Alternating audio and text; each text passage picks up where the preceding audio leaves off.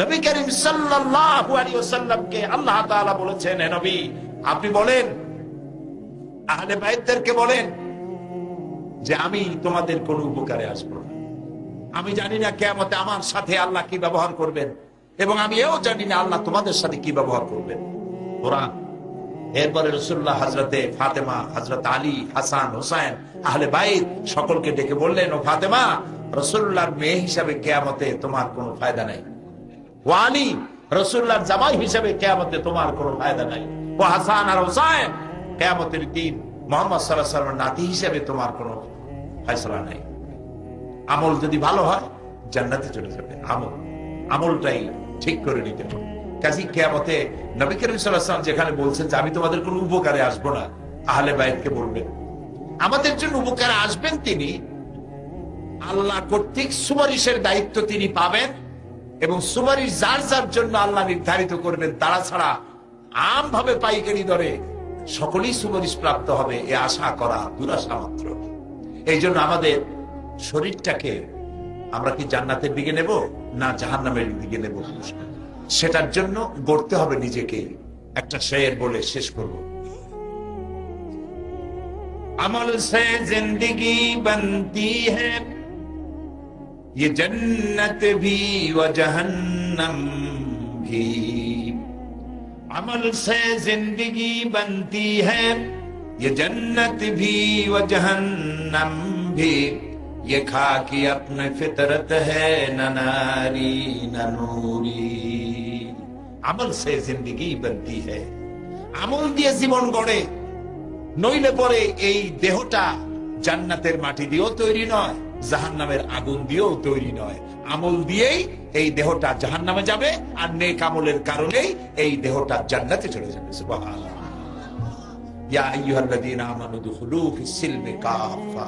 হে মুসলমানেরা, আসুন ইসলামের মধ্যে কত মূর্খ, কত নাদান হলে পরে আল্লাহর নবী হত্যা করতে আসতে পারে, চিন্তা করতে পারেন?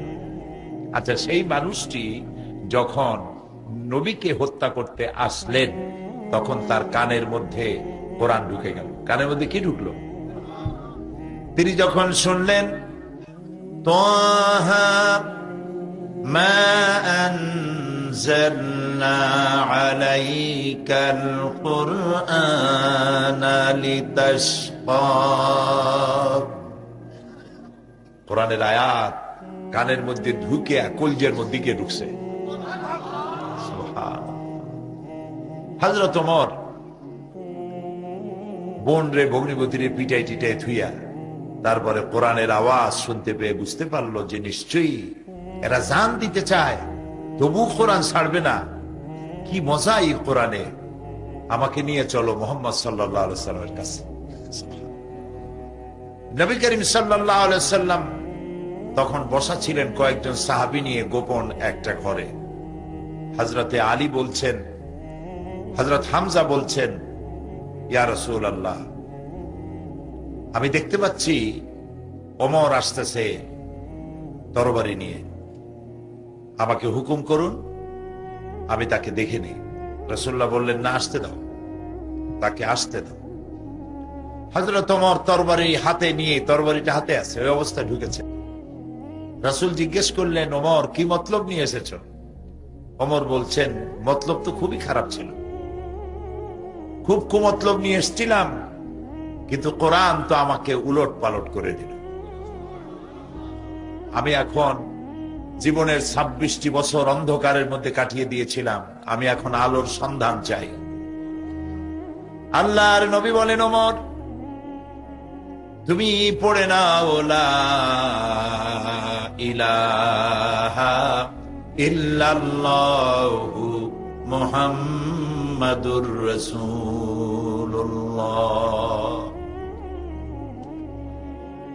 হযরত ওমর ছিলেন একটা বাল্ব, শুধু বাল্ব। এখন একটা বাল্ব 1000 পাওয়ারের যদি হয়, সে কোনো ফায়দা দিতে পারবে না। ওর সাথে কি যোগ করতে হবে? বিদ্যুতের সংযোগ দিতে হবে। হযরত ওমর ছিলেন লক্ষ কোটি পাওয়ারের একটা বাল্ব। এই বাল্বের সাথে ঈমান নামক বিদ্যুতের কানেকশন হয়ে গেল, এবার জ্বলে উঠলো দপ করে। হযরত ওমর রাদিয়াল্লাহু তাআলা আনহু জিজ্ঞেস করলেন, হে রাসূল, যে দ্বীনের উপর ঈমান আনলাম এ দ্বীন কি হক? রাসূলুল্লাহ বলছেন, হ্যাঁ এটা হক। যে আল্লাহর উপরে অদেখা আল্লাহরে বিশ্বাস করলাম, যারে আমিও দেখিনি আমার বাবাও দেখে নাই, আল্লাহ কি হক? রাসূলুল্লাহ বললেন হক। হে রাসূল, আপনার উপরে যে আখিরি জামানার নবী হিসেবে বিশ্বাস করলাম, আপনি কি হক? রাসূলুল্লাহ বললেন, আমি নবী হক। হযরত ওমর বললেন, আল্লাহ হক, কোরআন হক, দ্বীন হক, নবী হক, তাহলে ইসলামের দাওয়াত এই গোপনে কেন? আপনি আমাকে হুকুম করুন, এ দাওয়াত আমি কাবার সামনে গিয়ে দাঁড়ায় দেব। রাসূলুল্লাহ হুকুম করলেন, হযরত ওমর কাবার সামনে আসলেন। কাবা শরীফের সামনে এসে হযরত ওমর বলেন, হে কুরাইশের নেতারা শোনো, তোমাদের দ্বারা প্ররোচিত হয়ে আমি আল্লাহর নবীকে হত্যা করতে আসছিলাম, কিন্তু আমি নবীকে হত্যা করতে পারি নাই। নবীর তাওহীদের তরবারিতে আমার জাহালাতের কল্লা কাটা গিয়েছে, আমি মুসলমান হয়ে গিয়েছি। এখন যদি ইসলামের বিরুদ্ধে কেউ টু শব্দ করো, যদি বাধা দিতে আসো, আমার তরবারি তারে ক্ষমা করবে না। যেই তরবারিটা ছিল ইসলামের বিরুদ্ধে, সেই তরবারিটা চলে আসলো ইসলামের পক্ষে। সুবহানাল্লাহ। এখন এই পাথর লোহা রূপী ওমর কি হয়ে গেলেন দেখেন। রাসূলুল্লাহ বললেন এক পর্যায়ে গিয়ে, এক সময় রাসূলুল্লাহ বললেন, লা নবিয়্যা বা'দি ওয়ালা রাসূলা, আমার পরে নবীও হবে না, আমার পরে রাসূলও হবে না। আমার পরে যদি আল্লাহ কাউকে নবী বা রসুল বানাতেন, লাকানা ওমর, ওমরের আল্লাহ নবী বানাই দিতেন। ঠিক কইছেন। 50 ওয়াক্ত নামাজ আল্লাহ ফরজ করেছিলেন। মুসা আলাইহিস সালাম বললেন, আল্লাহ আপনারে কি উপহার দিল? তিনি বললেন, আল্লাহ 50 ওয়াক্ত নামাজ দিচ্ছে। কত সর্বনাশ হয়ে গেছে, সর্বনাশ হয়ে গেছে। আপনার উম্মত 50 ওয়াক্ত নামাজ পড়তে পারবে না, আপনি কমান, আল্লাহরে কন, আল্লাহ কমাই দিন। তারপরে 40 হইল, 30 হইল, এরপর হইল 5। মুসা আলাইহিস সালাম বলেন, এবার কত? কয় যে 5। কয় যে এও পারবে না উম্মতের, এও কষ্ট হবে, আপনি কমাই আনেন। নবী করিম সাল্লাল্লাহু আলাইহি ওয়াসাল্লাম বললেন, আল্লাহ দিছিলেন আমারে 50, আর আপনি খালি কমান করতে করতে 50 5-এ আনছেন। আমি এখন আল্লাহর সামনে দাঁড়াইতে পারবো না, আমার শরম হয়, আমি কেমনে বলবো যে আরো কমান? আল্লাহ রাব্বুল আলামিন বলেন, ও আমার নবী, আমি আপনার উম্মতের জন্য 50 ওয়াক্ত নামাজকে ফরজ করেছিলাম। আপনার দাবি অনুযায়ী 5 ওয়াক্ত আমি ফরজ করে দিলাম, কিন্তু আমি তো বলেছি 50 ওয়াক্ত। যেই সব বান্দারা 5 ওয়াক্ত নামাজ আদায় করবে, ফরজ নামাজ 5 ওয়াক্ত ঠিকভাবে আদায় করবে, 50 ওয়াক্তেরই সওয়াব আমি আল্লাহ তাদেরকে দিয়ে দেব। তাহলে যে ব্যক্তি 5 ওয়াক্ত নামাজ পড়ছে, সে 50 ওয়াক্ত গেইন করতেছে। সুবহানাল্লাহ।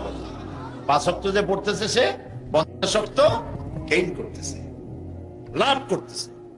আর যে পড়তেছে না, সে 50 ওয়াক্ত তো শেষ করতেছে, আর শয়তানের কাতারে নিজেকে দাঁড় করাচ্ছে। বলেন নাউযুবিল্লাহ। আল্লাহর নবী বলেছেন, মান তারাকা সালাতান মুতাআম্মিদান ফাকাদ কাফারা, ইচ্ছে করে যে নামাজ ছেড়ে দিল, কাফের হয়ে গেল। বলেন নাউযুবিল্লাহ। সবাই বলেন নাউযুবিল্লাহ। ইচ্ছে করে নামাজ ছেড়ে দিল তো কাফের হয়ে গেল। প্রিয় ভাই সব, লা দীনা লিমান লা সালাতা লাহু, যে ব্যক্তি নামাজ পড়ে না, তার কাছে দিন নাই, ধর্ম নাই, ইসলাম নাই, কিচ্ছু নেই। তো নামাজ না পড়লে কি হয়ে যাবে বলেন তো? আপনারা বলেন। রাসূলুল্লাহ বলেছেন, নামাজ না পড়লে কি হবে?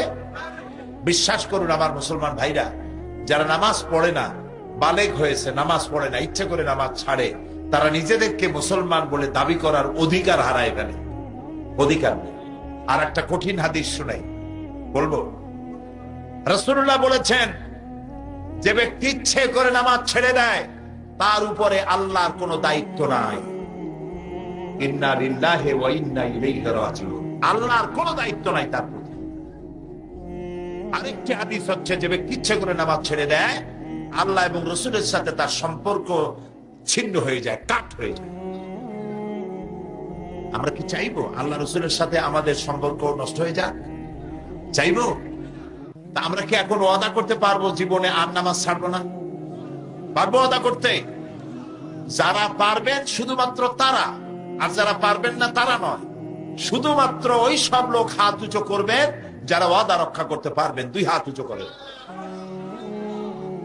সবাই বলেন, বলেন ইয়া আল্লাহ, তোমার পবিত্র নামে ওয়াদা করি, শপথ করি, কসম করি, যতদিন পর্যন্ত মালাকুল মউত আমার মাথার কাছে না আসতেছে ততদিন পর্যন্ত ফরজ নামাজ, ফরজ রোজা আর ছাড়বো না, আর ছাড়বো না, আর ছাড়বো না।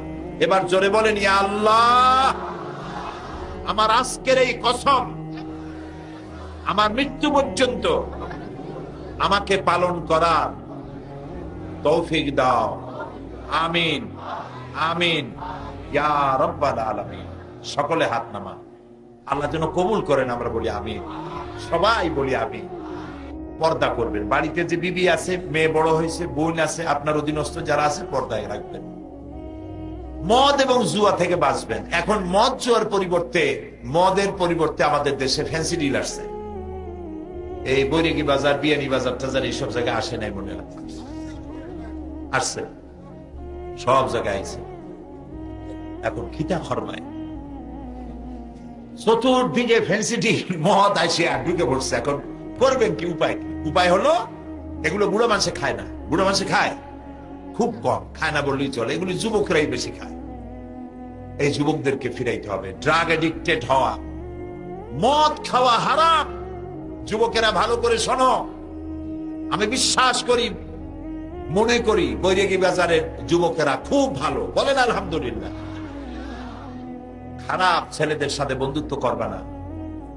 কারণ হলো সৎসঙ্গে আমরা স্বর্গে না যাই, আমরা বলি সৎসঙ্গে জান্নাত বাস, সৎসঙ্গে জান্নাত বাস। আর নামাজ পড়তে পড়তে কপালে দাগ লাগছে, ঠিক কপালে দাগ লেগে গেছে, কিন্তু জমিনের আইল ঠেলতেছে। এই জমিনের আইল ঠেলিয়া, কতখানি ঠেলিয়া কত টাকা কামাই করবেন, কয়টা বাড়ি বানাবেন এ দিয়ে? মরবেন যখন, তখন জায়গা কতটুক পাবেন? 3.5 হাত। এই 3.5 হাত জায়গার মধ্যে সকলকে যাইতে হবে। মাটি আপনি খাইতে পারবেন না, মাটি আপনারে খাবে। এটা সত্য কিনা? আর মানুষের চাওয়ার কোনো শেষ নাই, খালি খাইতে চায়, আরো চাই, আরো চাই। আল্লাহর নবী বলেছেন, লাউ কানা লি ইবনি আদম ওয়াদিম মিন যাহাবিন লাহাব্বা ইয়াকুনা লাহু সানিন। আল্লাহর নবী বলেন, আদম সন্তানকে যদি একটি মাঠ ভরে স্বর্ণ দেওয়া হয়, সে বলবে, আমাকে যদি আরো একটা মাঠ ভরে যদি সোনা দেওয়া হতো ভালো হতো। আল্লাহর নবী বলেন, আদম সন্তানের পেট কবরের মাটি ছাড়া কোনো জিনিস দিয়া ভরবে না। কবরের মাটি দিয়েই শুধু ভরবে। মানুষ শুধু খাই খাই খাই খাই করতেই থাকে। এই আপনার যতটুকুন দুনিয়ার সৌন্দর্য আমাদের দরকার, দুনিয়ার সৌন্দর্য দরকার, আল্লাহ শিখাই দিয়েছেন। রব্বানা আতিনা ফিদ দুনিয়া হাসানাতাও ওয়া ফিল আখিরাতি হাসানা ওয়া কিনা আযাবান নার। পড়েন আমার সাথে, রব্বানা আতিনা ফিদ দুনিয়া হাসানাতাও ওয়া ফিল আখিরাতি হাসানা ওয়া কিনা আযাবান নার। আল্লাহ তাআলা শেখাচ্ছেন, আমার কাছে দোয়া করো, আয় আমার রব, আমাকে দুনিয়ার সুখ সৌন্দর্য দাও, আখিরাতেরও সুখ সৌন্দর্য আমারে দাও, আর জাহান্নামের কঠিন আযাব থেকে আমারে তুমি বাঁচাও। বলেন আমিন, সবাই বলেন আমিন। প্রিয় ভাই সব, আমি মানুষকে বুঝাইতে গিয়ে বলি, এই যে আমাদের লোকেরা যারা বিদেশে আছে, লন্ডনে আছে, আমেরিকা আছে, আমাদের দেশের অনেক লোকেরা সেখানে, কেউ কেউ, সব না, কিছু লোক আছে যারা মদের ব্যবসা করে, তারপরে সুদের কারবার করে। আমি তাদের বলি, ভাই, এই যে মদের ব্যবসা করেন, সুদের ব্যবসা করেন, এটা তো হারাম। এই ব্যবসাটা করা কি হারাম? কোন শরীয়ত বলবে না এটা জায়েজ আছে। তো এই যে হারাম ব্যবসাটা করে যে টাকা আপনি কামাচ্ছেন, এই কামাই তো খাইতেছে আপনার বউতে, ছেলেতে, মেয়েতে, মায়ে, বাপে, সবাই খাইতেছে। কিন্তু আপনি পাপ কামাই করতেছেন বলে কিয়ামতের দিন আপনাকে জাহান্নামে যেতে হবে। এই পাপের ভাগ তো মায়ও নেবে না, বাপেও নেবে না। নেবে? বলেন নেবে? বউতে নেবে? ছেলে মেয়েতে নেবে? তো কষ্ট করে কামাই করবেন আপনি, সুখ ভোগ করবে সবাই, আর কিয়ামতের দিন সবটা পাপের বোঝা নিয়ে আপনি একা দোজখে যাবেন। এই কাম তো পাগলেরও করা উচিত না, ঠিক কিনা? কাজে আপনাদের সন্তান সিলেটের লোকেরাই বেশি পরিমাণ বিদেশে কাজবাজ করেন, আলহামদুলিল্লাহ বলেন, সবাই বলেন আলহামদুলিল্লাহ। তাদের মধ্যে যারা এই ধরনের হারাম ব্যবসায় আছে বলে আপনাদের জানা আছে, তাদেরকে আপনারা বলবেন যে বাবা এই কাজ করার দরকার নাই, হালাল ব্যবসা করো। বলবেন এটা? আপনারা বলবেন? আল্লাহ যেন তৌফিক দেন, বলেন আমিন, বলেন আমিন। আপনাদের ছেলে যদি এরকম থাকবে, বলবেন বাবা তুমি আমার সন্তান, আমি তোমার পিতা, আমি তোমাকে অনুরোধ করছি, তোমাকে হুকুম করছি, তুমি এই হারাম ব্যবসা ছেড়ে দাও, কত ভালো ভালো ব্যবসা আছে, হালাল ব্যবসা করো, এটা করো না। এটা করিয়া তুমিও দুজকে যাবা আর আমিও বিপদে পড়বো, কাজে এই কামটা করো না, নিষেধ করে দিবেন। আমাদের লোকেরা বিদেশে যারা আছে আলহামদুলিল্লাহ, খালি যে মদের ব্যবসা করে তা না, অনেক ভালো ভালো ব্যবসাও করে, কোন আলহামদুলিল্লাহ, এবং বিরাট বিরাট কাজ করে। এই সিলেটের আপনাদের এই এলাকার, এই বিশাল এলাকার লোকেরা লন্ডন শহরে বিরাট বিরাট মসজিদ করেছে, আলহামদুলিল্লাহ। আমি 1978 সনে 78-এ সর্বপ্রথম আমেরিকা সফর করি। তখন নিউ ইয়র্ক সিটিতে, নিউ ইয়র্ক স্টেটে সিটিতে আমি মসজিদের কথা শুনেছি। তখন মসজিদ ছিল মাত্র 17টা কি 18টার মতো। এখন সেই একটা সিটিতেই শয় শয় মসজিদ হয়ে গেছে। লন্ডন ইংল্যান্ডে আজ থেকে 150 বছর আগে মসজিদ ছিল মাত্র একটা। সেই ইংল্যান্ডে এখন মসজিদের সংখ্যা 8000 ছাড়াই গেছে। এরকম আসতে সুবহানাল্লাহ কইলেন, জোরে বলেন আলহামদুলিল্লাহ। এই সিলেটের লোকেরা করেছে, তারা যা কামাই করে, রোজগার করে, তার থেকে একটা বিরাট অংশ মাদ্রাসা মসজিদে সমানে দিতে থাকে। লন্ডনের সব থেকে বড় মসজিদ বাংলাদেশিরা করেছে, এই সিলেটের লোকেরাই করেছে, বেশিরভাগ সিলেটি। সেটা হলো ইস্ট লন্ডন মসজিদ। ইস্ট লন্ডন মসজিদ ইউরোপের সব থেকে বড় মসজিদ। 10,000 লোক মসজিদের ভেতরে নামাজ পড়তে পারে। এখন চিন্তা করেন, 10,000 লোক একটা মসজিদের মধ্যে নামাজ পড়তে হলে মসজিদটা কত বড়। বাংলাদেশি টাকায় খরচ হয়েছে প্রায় 120 কোটি টাকার মতো খরচ বাংলাদেশি টাকায়। সেখানে আমি কালেকশন করেছি, অন্যরা করেছে। মসজিদে যখন টাকা চেয়েছি, মাহফিল করেছে আমাকে নিয়ে, মাহফিল করেছে। যখন টাকা চেয়েছি, মহিলারা, সিলেটি মহিলারা গলার হার, হাতের চুড়ি, কানের দুল খুলে খুলে দিয়ে দিয়েছে। পুরুষেরা কামাই করা টাকা উড়ি উজাড় করে দিয়েছে, লক্ষ লক্ষ পাউন্ড দিয়েছে। সুবহানাল্লাহ, সুবহানাল্লাহ। গির্জাগুলি মসজিদ হয়ে গিয়েছে, আলহামদুলিল্লাহ, বহুত গির্জা, আলহামদুলিল্লাহ। এই বিরাট কাজ প্রবাসী মুসলমানরা বিদেশে করতেছে, আলহামদুলিল্লাহ বলে। মাদ্রাসা বানাচ্ছে, অনেক মাদ্রাসা হয়েছে, অনেক মাদ্রাসা হয়েছে। কাজী এই সব ভালো কাজ যারা করতেছে তাদেরকে উৎসাহিত করা দরকার। আর যারা হারাম ব্যবসা আছে তাদেরকে, তাদের আত্মীয় স্বজন যারা আছে তাদের বলা দরকার, বাবা আমি তোমার টাকা পয়সা চাই না, তুমি আল্লাহর রাস্তায় হালাল ব্যবসা করো। ঠিক বললাম ভাই? এই কাজটি সকলের করা দরকার। প্রিয় ভাই সব, আল্লাহ তাআলা বলছেন উদখুলু ফিস-সিলমি কাফা, পরিপূর্ণভাবে ইসলামের মধ্যে দাখিল হয়ে যাও। বহু মুসলমান আছে, এই মাহফিলও আছে, থাকতে পারে নাও থাকতে পারে, ওয়াজ শোনে কিন্তু নামাজ পড়ে না, এরকম আছে। আমি মনে করি আপনাদের মধ্যে এরকম নাই, আলহামদুলিল্লাহ। কোন ওয়াজ শুনতে যায় যত দূর হোক, কিন্তু নামাজ পড়ে না। হজরের নামাজ শেষ হয়ে গেছে, রাসূলুল্লাহ সালাম ফিরে পিছনের দিকে ফিরে বসছেন। মাসনুন দোয়াগুলি সাহাবায়ে কেরাম পড়া শুরু করেছে। হযরত আলী বললেন, আমিও সুন্নত দোয়াগুলি পড়ে বেরিয়ে গেছি মসজিদ থেকে। যেই না বেরোলাম, তখন দেখি মসজিদের দরজার কাছে এক বুড়ি দাঁড়ানো, হাতে বড় একটা পাত্র, খোরমা ভরা। বুড়ি বলছে, আলী তুমি এই ঘরের মধ্যে, মসজিদের মধ্যে আবার ঢোকো, এই পাত্রটা নিয়ে যাও, এর মধ্যে আমার নতুন বাগানের খোরমা ভরা। হযরত ওমরকে বলো রাসূলুল্লাহকে বলো তিনি যেন নিজে খান এবং সাহাবায়ে কেরামদের মধ্যে ভাগ করে দেন, তাহলে আমার বাগানে খরমায় বরকত হবে। হযরত আলী রাদিয়াল্লাহু তাআলা আনহু মসজিদের মধ্যে ঢুকলেন এবং রাসূলুল্লাহকে পাত্রটা দিলেন। রাসূলুল্লাহ পাত্রটা হাতে নিয়ে একটা খরমা হযরত আলীর মুখের মধ্যে দিয়ে দিলেন। হযরত আলী খরমাটা চিবোচ্ছেন, এমন সময় ফজরের আজান হয়ে গেল, ঘুম ভেঙে গেল। হযরত আলীর ঘুম ভাঙছে ঠিকই, কিন্তু রাসূলের হাতের দেওয়া খরমার স্বাদ হযরত আলীর মুখের মধ্যে তখনও ছিল। তিনি উযু করে মসজিদে নববীর মধ্যে চলে গেলেন, যে দেখছেন হযরত ওমর ইমামতির জায়গায় দাঁড়ানো। ইকামত হয়ে গেল, নামাজ শেষ। হযরত ওমর পিছনে ফিরে বসছেন।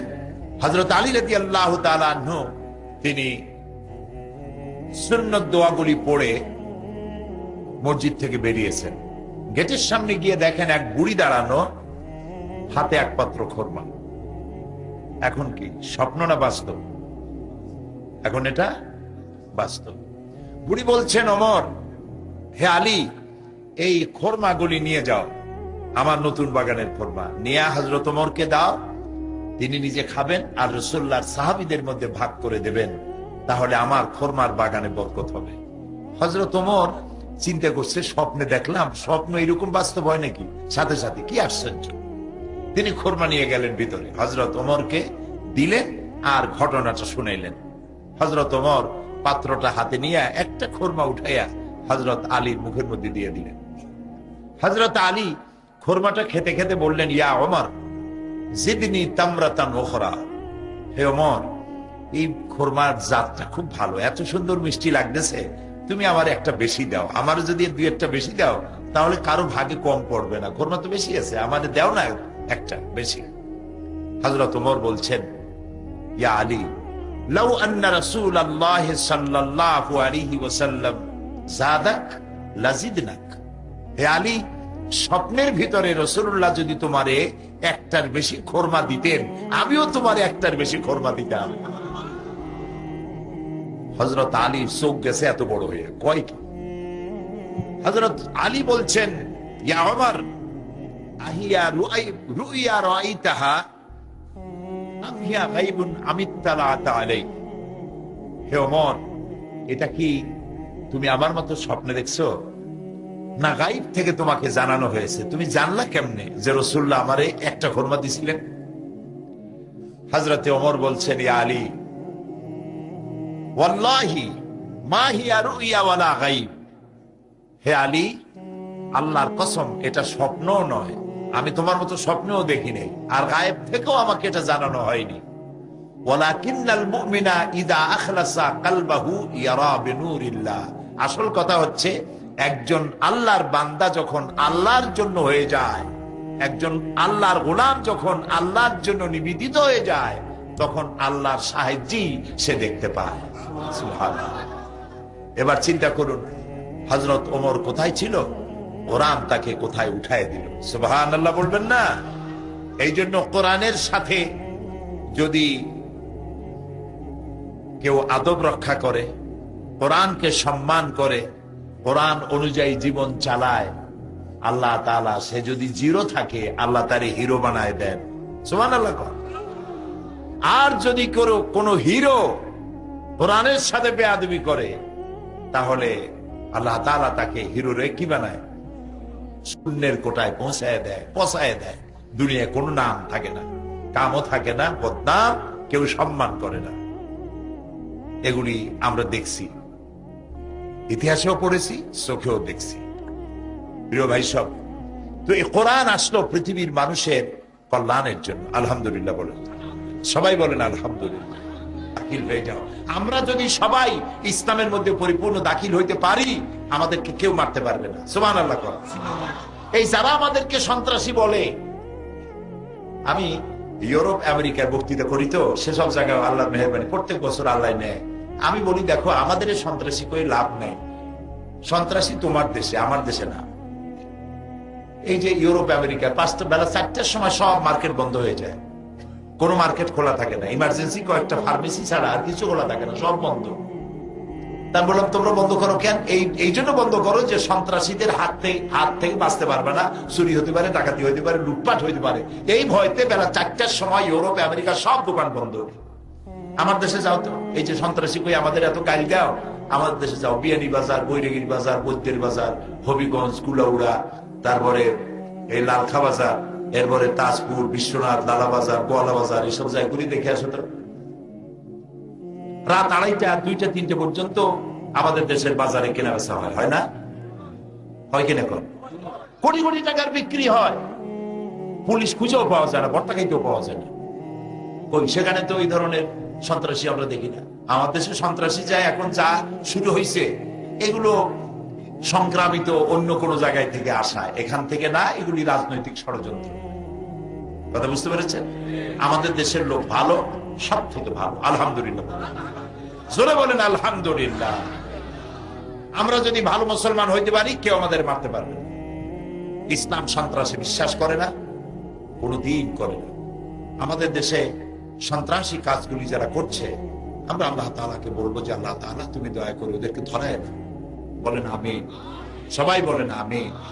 আল্লাহ এদেরকে জনগণের সামনে ল্যাংটা বানায় দাও, যেন মানুষেরা চিনতে পারে ওরা কারা। প্রিয় ভাই সব, আমাদের দেশ সুন্দর দেশ। এই দেশে আমরা হিন্দু মুসলমান সুন্দরভাবে বসবাস করছি। এত সুন্দর দেশ আর হয় না। মক্কা মদিনা আমার সব থেকে বেশি প্রিয়, আর দেশ হিসেবে বাংলাদেশ আমার সব থেকে প্রিয়, আলহামদুলিল্লাহ। আমরা এখানে খুব শান্তিতে আছি। আপনারা একটা মাদ্রাসা করেছেন, আমার তো দেখে চোখ জুড়ে গেছে। এইরকমের গ্রামের মধ্যে এত সুন্দর মাদ্রাসা করছেন, আলহামদুলিল্লাহ। একবার জোরে বলেন আলহামদুলিল্লাহ। এই মাদ্রাসাটা আলেম পর্যন্ত চালু আছে। আপনাদের ছেলে মেয়েরা যাতে এখান থেকে ফাজেল পাস করতে পারে, ফাজেল পাস করা মানে ডিগ্রি পাস করা, বিএ পাস করা। বর্তমান সরকার এটাকে ডিগ্রি করার জন্য, ফাজেলকে ডিগ্রির মান, কামেলকে মাস্টার্সের মান দেওয়ার জন্য সরকার এখন সক্রিয়ভাবে চিন্তা ভাবনা করছে। আমি আশা করি শীঘ্র হয়ে যাবে ইনশাআল্লাহ। আপনাদের এই মাদ্রাসাটা ফাজিল করার জন্য মাদ্রাসার প্রিন্সিপাল সাহেবকে আমি বলেছি, আপনারা আমার সাথে যোগাযোগ করবেন, আমার হাতে যেটুকু আছে আমি করে দেবো ইনশাআল্লাহ, যাতে আপনাদের মাদ্রাসাটা যাতে ফাজিল হতে পারে সে চেষ্টায় আমার ত্রুটি থাকবে না ইনশাআল্লাহ। আমি আপনাদেরই একজন, আমি আপনাদেরকে অন্তর দিয়ে ভালোবাসি। সিলেটের মানুষদেরকে আমি অন্তর দিয়ে ভালোবাসি। এই জন্য সিলেটের মানুষদের মধ্যে অতিথি পরায়ণতা এবং আলেম ভক্তি এত বেশি বাংলাদেশে খুব কম আছে, আলহামদুলিল্লাহ। এবং এটা কেন হয়েছে সেটারও ব্যাখ্যা আমি তালাশ করেছি যে এতটা হলো কেন। এর কারণ হচ্ছে এইখানে আল্লাহ তাআলার বহু আউলিয়ায়ে কেরাম এই দেশে, এই এলাকায় চলে বেড়াইছেন, সফর করেছেন, আলহামদুলিল্লাহ সফর করেছেন।